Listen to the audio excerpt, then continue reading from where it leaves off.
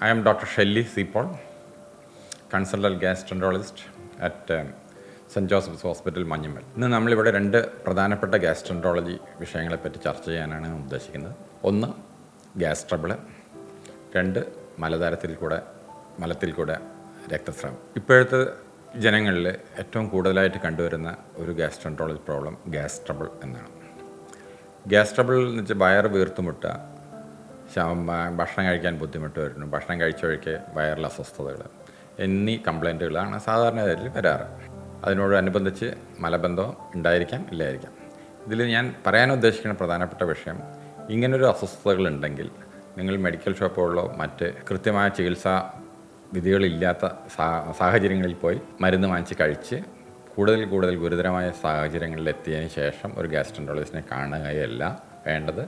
മറിച്ച് തുടക്കത്തിലെ ഒരു ഗ്യാസ്ട്രോൻട്രോളജിസ്റ്റിനെ കണ്ട് വിദഗ്ധ പരിശോധനകൾ നടത്തി, എൻഡോസ്കോപ്പി, അൾട്രാസൗണ്ട്, മറ്റ് രക്തപരിശോധനകൾ നടത്തി കൃത്യമായ രോഗനിർണയം നടത്തിയതിന് ശേഷമേ ചികിത്സ തുടങ്ങാവൂ. അല്ലെങ്കിൽ ഇത് ഗുരുതരമായ ഒരു രോഗത്തിൻ്റെ ലക്ഷണങ്ങളായിരിക്കാം. അത് നമ്മൾ വളരെ തുടക്കത്തിൽ ചികിത്സിച്ച് ഭേദമാക്കാവുന്ന കാര്യമായിരിക്കാം.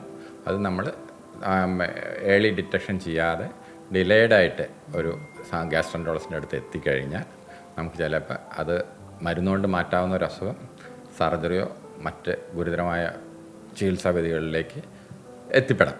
അതുകൊണ്ട് വളരെ തുടക്കത്തിലെ ഗ്യാസ് ട്രബിൾ വരുമ്പോൾ നേരെ ഒരു ഗ്യാസ്ട്രോൻട്രോളജിസ്റ്റിനെ കണ്ട് എൻഡോസ്കോപ്പിയോ അൾട്രാസൗണ്ടൊക്കെ ചെയ്യിപ്പിക്കണം എന്ന് നിങ്ങളെ ഓർമ്മിപ്പിക്കാൻ. രണ്ടാമത്തെ പ്രധാനപ്പെട്ട വിഷയം, മലദ്വാരത്തിൽ കൂടെ രക്തം പോകുന്നു, മലത്തിൽ രക്തം കാണുന്നു.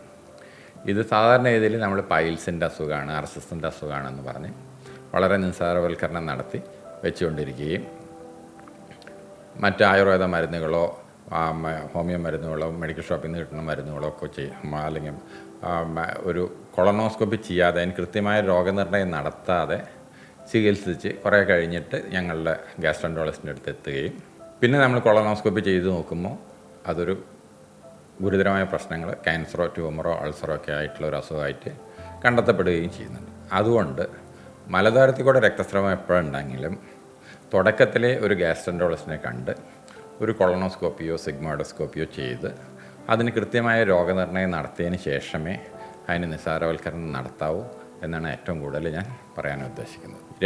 എന്ത് ഗ്യാസ്ട്രോൻട്രോളജി പ്രോബ്ലം ഉണ്ടെങ്കിലും ആദ്യമേ അതിന് കൃത്യമായ രോഗനിർണയം നടത്തിയതിന് ശേഷം മുന്നോക്കം പോകണം എന്ന് നിങ്ങളെ ഉത്ബോധിപ്പിക്കുന്നു. Thank you.